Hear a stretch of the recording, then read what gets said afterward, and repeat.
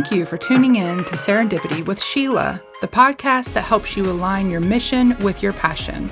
As a universal master energy healer, Sheila can help you awaken and align with your true self so you can live the purposeful life you were made for. Let's get started. Hi, everybody. Welcome back with Serendipity with Sheila. My name is Reverend Sheila B. Tillich, and I am here, and I'm going to have a very special talk today with somebody very special with me. And her name, she has helped me on my spiritual journey. And her name is Reverend Deborah Rees. So she is absolutely divine. She is an amazing being, and I am so honored to have her here. She's one of my teachers, one of my mentors, and a friend. She's been in my life since 2013, and it helped me develop and awaken my spiritual abilities as an evidential medium. I am truly honored and blessed to have you, Debs, here today. Welcome, Debs. Serendipity with Sheila. Welcome. Thank you, and thank you for having me, and thank you for that lovely intro as well. It was lovely. I know. I love it. So everybody, let me do a bio about Debs so that you know her. I call her Debs, but her name is Deborah Rees.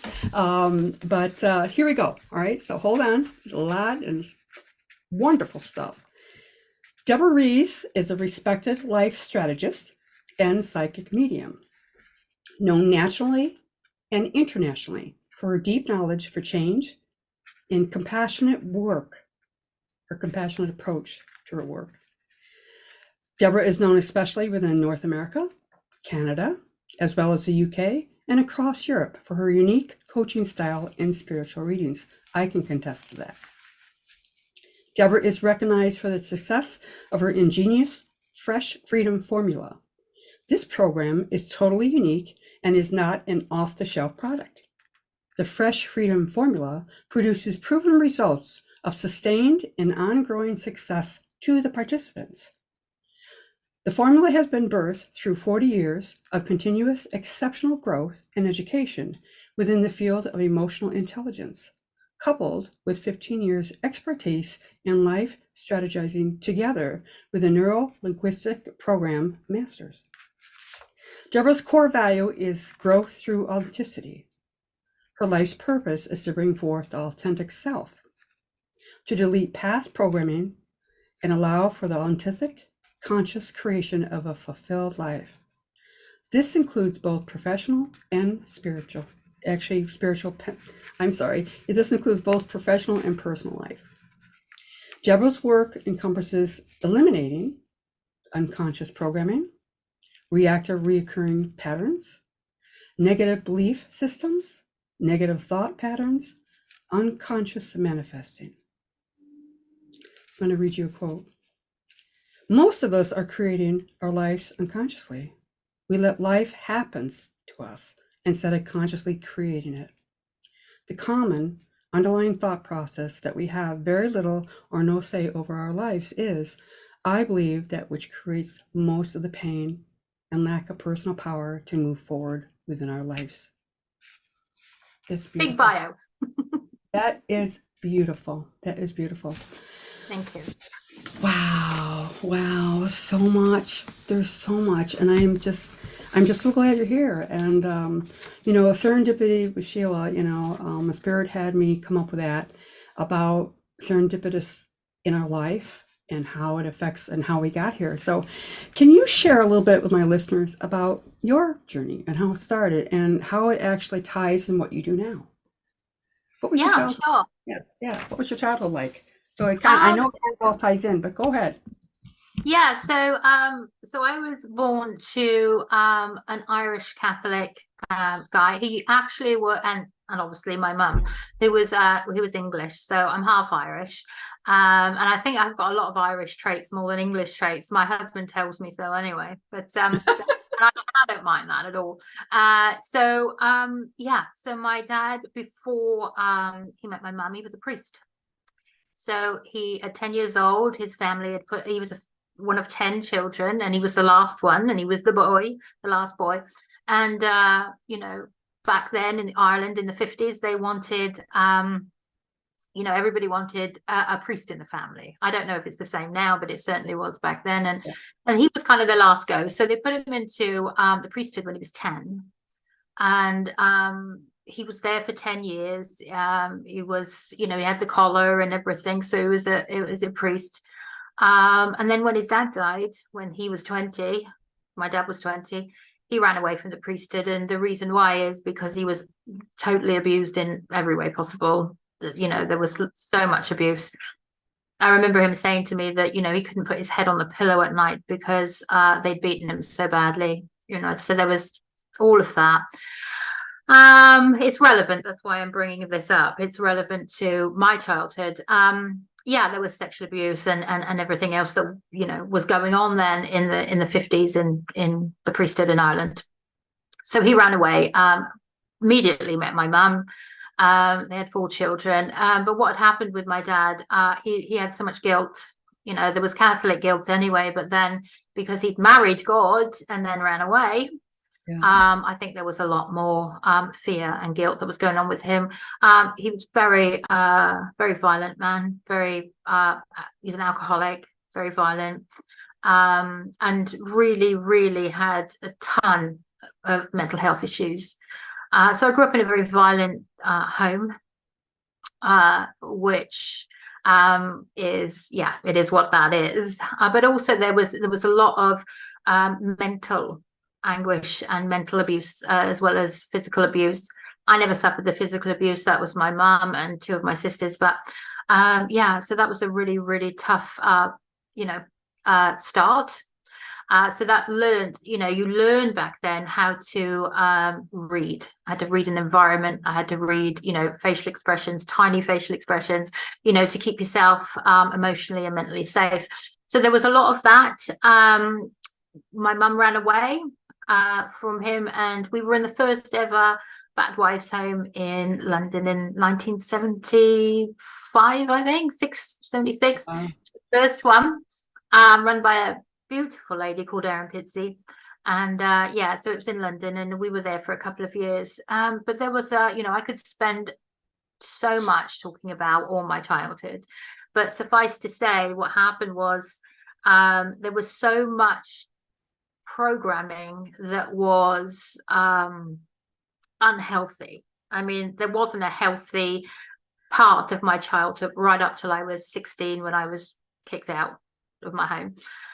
So all of that, you know, and there's just so many different layers and levels of that. And I spent the first 30 years living for everybody else, you know, because that's what I was programmed to do. Mind you, by the time I was 25, I had a breakdown. Not surprising. I was in all sorts of unhealthy environments, and I was drinking a lot, and yeah, had no self-worth, no self-esteem. Yeah, very unhealthy environments myself, that I'd created them for myself because of my childhood. And then, you know, I had this breakdown and went into therapy, and from then on it's just been a journey upwards. I found spirituality. I did a great thing called the Hoffman process. I don't know if anybody's heard of that, but if you haven't, go see that, because that's a week's residential. I call it an emotional detox. And I got myself, you know, I read everything I could, got my hands on all of it. And then the mediumship started to come through. Now, I didn't ask for the mediumship. I didn't want it. I didn't get it. You know, growing up with, you know, the Irish Catholic instillments, you know, oh no, it's scary, it's devil, it's, you know, talking to you, all of this kind of thing. So I really didn't want it. But they got me anyway. The spirit side of life got me anyway. And yeah, I was reluctant, kicking and screaming medium. I was into it, but it saved my life, actually. Mediumship, it really saved my life. It put me on the map. It put me in the earth, because before that I didn't feel like I belonged. I felt, you know, I was always an outsider. Coupled with my low self-esteem, you know, trying to get into the everyday of life and people, and I couldn't do it. But mediumship just brought me right into life, and it was my purpose. And it, you know, even though I do my Fresh Freedom program, mediumship is my first love, you know. and my great love, I want to say, because so much, I mean, mediumship is about bringing people through from the other side and validating that you've got them there and proving life after death. But what happens also, if you do a really good job, then what you're doing is you're healing past hurts for people. When you've got dad coming in, mum coming in, your brother coming in, whoever, and they are, because they've got like now a wider angle of vision, they've dropped all their negativity from being over there. Right. And we drop all our negativity with the body. So they come through and they give so much healing to the past, which enables people to move forward as well. So that's why I love mediumship as well. It's that healing aspect of it. But also, I love my Fresh Freedom program because I am really committed to people not having to live the patterns and the negative belief systems, because we're programmed in by the time we're 7. And that's from conception. So because we're adapting to our environment, and science is now saying that rather than genes, although they play a part, genes do, our environment shapes us, and it's right from the beginning.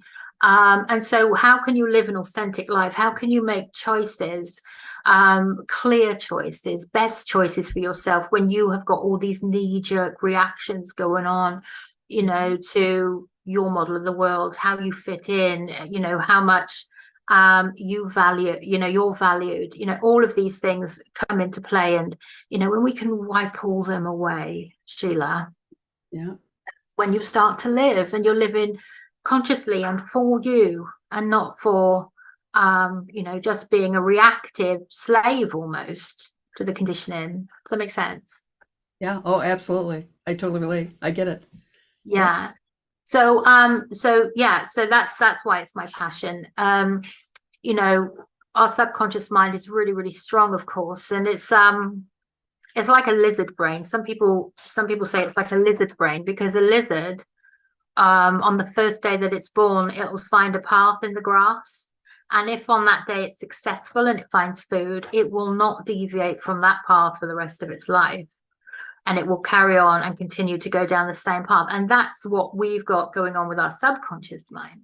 Right. But the good news is it's also subject to change. So although it runs the show in the background there, our conscious mind, it can listen to. And if we tell it different stories, better stories, loving stories about ourselves and the way we are in the world, then we can reprogram the pathway to food, so, and that's what's great about it. And I think that's what we're meant to be doing here. People talk about their life's purpose. I think there's like life purpose 1 and maybe life purpose 2. And life purpose 1, I would say, is to change up all those neural pathways, and get to, consciously choosing and living your life. And then I think, life's purpose 2 would be what you do with that, going out, in service and helping others. So I believe that our first life's purpose is to ourselves first. And the amount of people, my clients, everything that I have to say to them, choose you first before anybody else, and it's the same as when people say, love yourself. You need to love yourself. And Sheila, I don't know that many people know exactly what that looks like in a real sense. It's not bubble baths and candles. That's not loving yourself. It is, but it's pampering yourself. But real, true loving yourself is choosing you first, filling up you first, and giving to others from your overflow. Yes. The amount of people that are giving to others and they're running on fumes themselves. They're just on fumes. And how are you supposed to give your best self to people if you're running on fumes and you're giving, and what I mean by running on fumes is, if you've been programmed to put others first, people please, this kind of thing, then you just, there's never anything coming back, and there never has been anything coming back. That's why we get frustrated, that's why we get angry, that's why relationships don't work properly, because what we're doing is, that's why it's really hard for two people to stay together these days, because they're they're coming from two different backgrounds, two different sets of what's the word? Yeah, programming. Programs. Different programs, and they're trying to make one life, and it's one of the most difficult things, we can do. But I think that when we start to work on ourselves and we work on that, because I believe that our inner child is our emotional body and our subconscious mind. Ready to ascend to new heights of consciousness? Dive into the Galactic Ascension Academy, where cosmic wisdom meets spiritual evolution. Unlock premium courses, connect with like-minded seekers, and experience monthly group healing sessions. Elevate your journey with activations, teachings, and meditations. Join the Galactic Ascension Academy today and awaken the stardust within you. Your cosmic journey starts now. Exactly. Yeah. I absolutely love it because your life strategy and your programs is like mine. I'm also a recovery metaphysician, and exactly what you've been saying is exactly what I do myself. And I had to learn it just like you did, and go through the understanding of all the programs that were imprinted into your consciousness field, your cellular structure of your body. And then also, decide on making choices for you, that you are worth it. And most of us lose that worthiness from all those programmings, not knowing how to live life. Exactly. And I think that there's this misconception that a bad childhood is, being abused and an abusive environment. It doesn't have to be. We can find it really difficult in life when we've been overloved. Exactly. Overprotected, and that's for all different types of different reasons. But if you're the golden child, you can have just as much of people pleasing within that. Maybe you had to be an achiever to get praise. Maybe you had to help mum to get praise. There's all these have tos that go on in childhood, right? Rather than just being loved. And I tell my clients as well, you're worthy of anything that this world has to offer, purely because you're here and because you're breathing. Absolutely. The rest is a bonus, but just because you're here, you deserve anything good in life, just because you're here. Exactly. And brave spirit being here. I think you have to be a little bit brave to come down here. We've left like the comfort zone of home and where everything's quite wonderful, and we come into this kind of harsh environment. Plus then we're not allowed to be ourselves for one reason or another. There's always a reason why you're not allowed to be yourself, through your parents, but bless them, because it's just generational. Because if you go into their childhood and you see their conditioning, it just goes down the line. And I think these days what's happening is people are waking up a lot more, right? Exactly. And they're stopping those vicious circles, and they're stopping that ancestral lineage of damage, but also living, ancestral living, and a new way to live, and how to move your life forward. And I think one of the worst damages, for want of a better word, that we can come out of childhood with is just not having any worth. Because when you don't have any worth and you don't have value, you seek it and you'll look for it anywhere, because instinctually it's a survival skill to have that approval, that value. And this is why I believe, like, all the crimes that go on, like, not all of them, but a good 90% of crimes are based with people that don't have worth and love for themselves, and they don't value themselves. And so what happens is, they get in, we get into all sorts of different scenarios where the crime comes up, gangs and gang warfare, and all. It's all a sense of belonging that they're looking for. It's like when people join a gang, it's because they want that sense of belonging, and they'll do anything to keep it and have it, because they're lacking it, you see. I've just picked on one scenario of crime, but it goes on in domestic violence. Anywhere you want to look, It's just low self-worth, low self-esteem, looking that we have to get something from others in order for us to be okay, money in order for us to be okay, you know. And what people fail to realize is, well, we're here only a short time. We're just passing through. We take it so I know. we take it so seriously. And you know, I say that at some point we're all going to end up in some different type of box of some sort, you know. So what is it all about? What is it all about?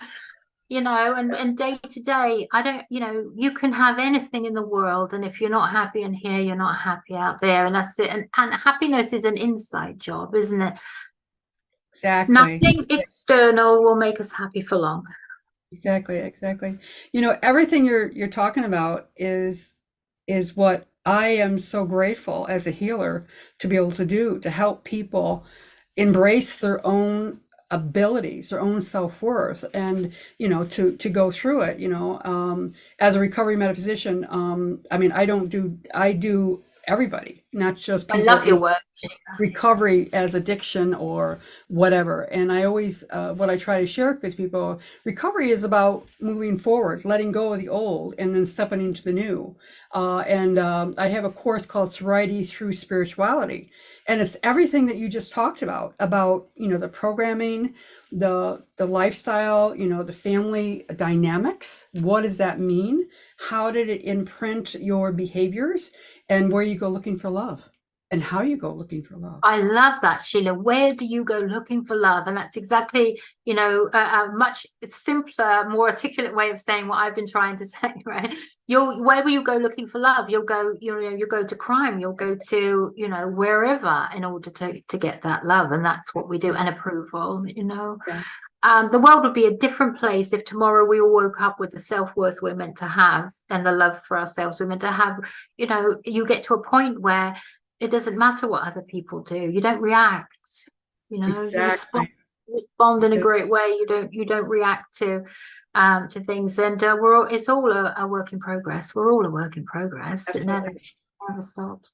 Exactly. You know, I love you being an evidential medium, and the spiritualism and the spiritual part comes through. And you're right, you know, where are we going, you know, when we cross over? And it is all about love. But the best part is that we can show that love now, so that we don't have to carry it. You know, we can change the world now in our own lives first, you know, and it's all through our experience where we get that wisdom, and it's wisdom earned. It's wisdom earned to know how to live your life differently, you know. And of course, we know spirit is all about love. You know, you drop all the other human stuff that you did, the persona, that type of, you know, that type of stuff that kept you stuck, and it really is all about love, you know, the continuation of life. Yes, I think you said something when we met the other day, and that is, you know, there is only love or fear, and we're coming from one of those places. And I think the majority of us are coming from fear. So we're totally coming from fear. And that is, so that in the truest sense of the word is just so sad, you know, because ultimately, like I've just said, you know, we're not going to get out of here alive, are we? You know, we might as well come here and enjoy it. But, you know, and I think also when you look at the bigger picture, I think we're meant to be living the way we are until we don't, because that's the growth. That's what we're looking for. You know, that's what our spirit is up to here, which just looking for the growth. And a lot of the time you get growth out of the love as well. But a lot of the time you get growth out of, you know, the bad that happens, right? If I hadn't had the childhood I had, you know, I wouldn't be the person I am today, and I wouldn't be able to help the people that I've helped today. No way would I have been able to do that. But that doesn't mean to say you have to have a bad childhood not to help people. You know, it just means that you've got, you know, a good experience. You know, I've got a good resume to start with. Exactly, you know? exactly. We've lived it. Yeah, I mean, you know, Sheila, you know, when I was in my 20s and early 30s, I had absolutely zero self-worth. Everybody was better than me. I would put people in authoritative figures, you know, that didn't deserve them. There wasn't even, you know, it might be an acquaintance. I just put them as an authority figure to me. They were better than me.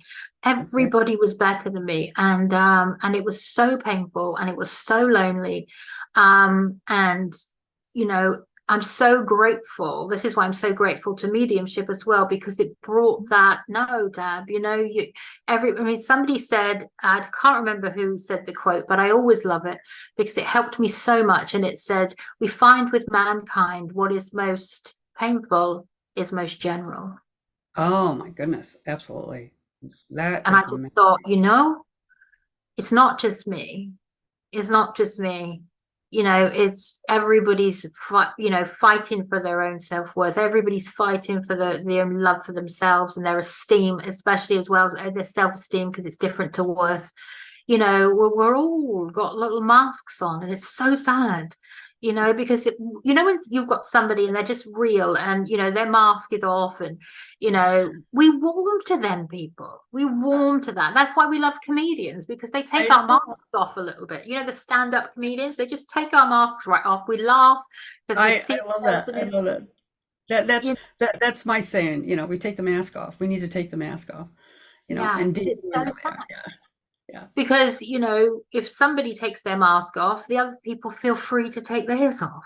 Exactly. I don't have to be perfect. I don't have to look like I've got everything together. What does that look like anyway? I mean, when I was growing up, I used to think that when you got to 16, your parents handed you the book of life, right? This is how to behave in any kind of situation. Whatever comes up, this is the book of life. And I used to think to myself, I didn't get my book. I don't know what I'm doing. I haven't got a clue what I'm doing. And then I realized most of us don't for a while. Exactly. Right? Exactly. We're Yeah. all just little adult children running around and, all reacting to things that we don't need to be reacting to. I mean, I think that our purpose here, our ultimate purpose, if we were to ever be able to get to this, I believe that it's our spirit is in the background, which doesn't interfere, by the way, because if our spirit interfered, there'd be no point. Exactly. So it's to dissolve the ego. It's to dissolve the personality part of us and bring our spirit to the fore fully in the body. That's ultimately what we're looking to do. And it's like, on earth as it is in heaven, I guess. That's what we're looking to do. And I think, all these patterns and, negative belief systems and all of these are part of your ego, aren't they?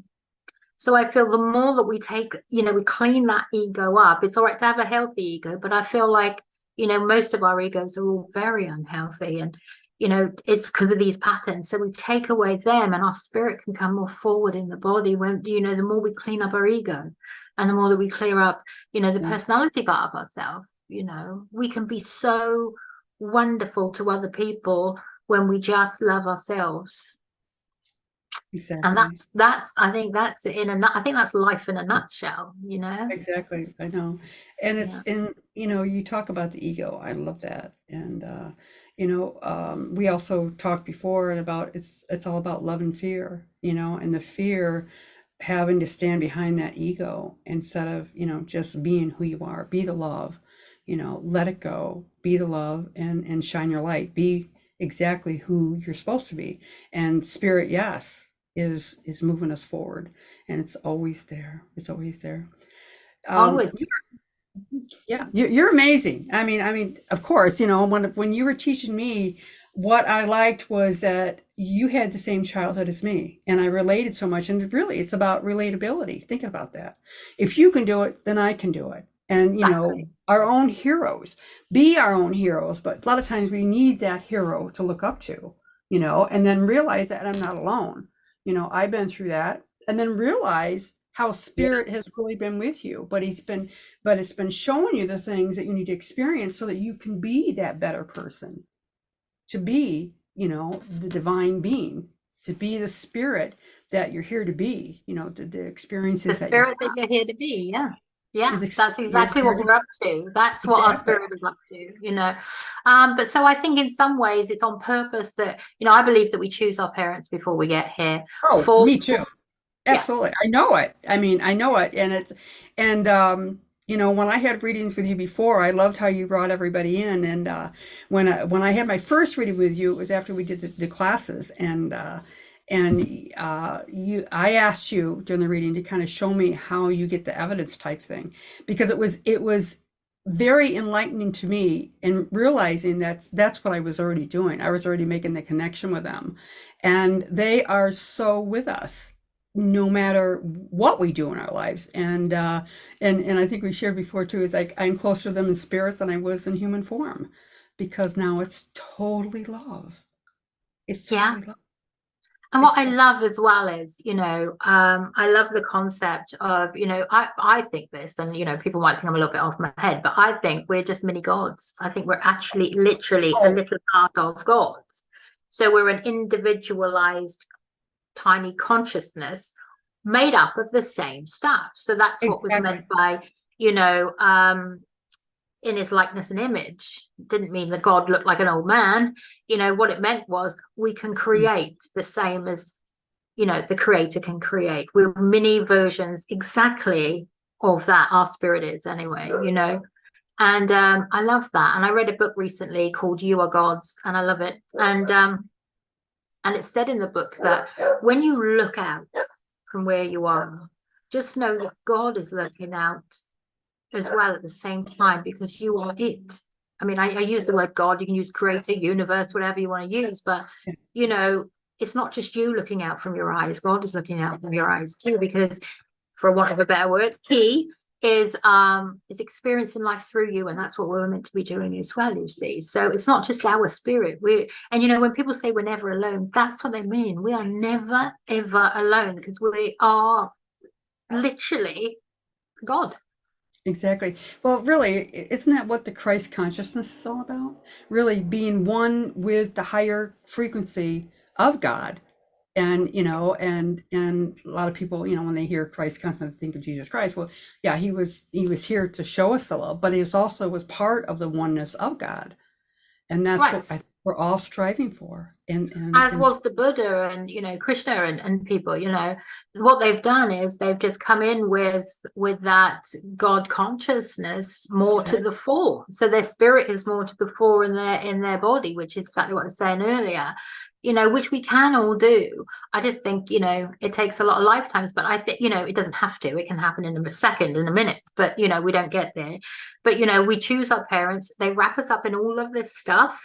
And our life's work is to unravel it and get to our authentic self. Now, people talk about the authentic self, Sheila, and I believe our authentic self is our spirit. Because if we're being conditioned in from conception, where is that authentic self then? Must be your spirit. Must be your spirit. I always say it's always within. Go within. Go within. The wisdom is within, and that's your spirit. That is your oneness with God, as God. As God. Yeah, exactly. It's like, wow, this is amazing. I know my listeners are listening to every single word, because you are amazing, and you are my hero, one of my heroes. I'm my own hero too. You're your own hero. You taught me to be my own hero, and we all are. Let's stand in our magnificence, who we really are. Stand in the divine being that you are, your spirit. Yeah. And when we remember that, we can live like it. Exactly. Remember it. We have to remember who we really are. Is there one last thing you'd like to share with my listeners? Yes. I'd like to say that, loving yourself in the truest sense of the word. And what we have to do, I guess, is start by acceptance. So if we accept what that conditioning, what those behaviors are, we accept them first and stop trying to run away from them. And, I'm not that, I'm not that, I'm not that. Trying to be good people, good girls and boys. If we stop that and we just accept the fact that we've been conditioned, we've got, behaviors going on that aren't who we really are first, then we can start to unravel them, take them away. And that is the process of loving yourself, in my opinion. You start loving yourself when you start to change those negative belief systems, especially about yourself. Change them up. Exactly. Oh, you're such a blessing. Thank you. Thank you for having me, Sheila. That's been lovely. You're welcome. I've talked. I know. Could you tell my listeners how to get a hold of you if they'd like to get hold of you? Very simple. Email is info@accoladeacademy.com. and I'm Deborah Sinead Rees on Facebook. Right. And I definitely will put that in the actual write-up so that it's all there. People can connect with you. So this has been an honor. It has been a blessing, and I'm just so grateful for you. Thank you for being part of my life. Oh, and thank you for being part of mine, my love, and thank you for having me on. You're welcome. Thank you. Thank you. Thank you. Okay. Thank you so much for turning in and spending this time with us. Any moment we spend healing ourselves is a moment spent healing humanity. And I invite you to join me each week as we dive into topics that will help you align your mission with your true purpose. Thanks, everybody. Bye-bye now.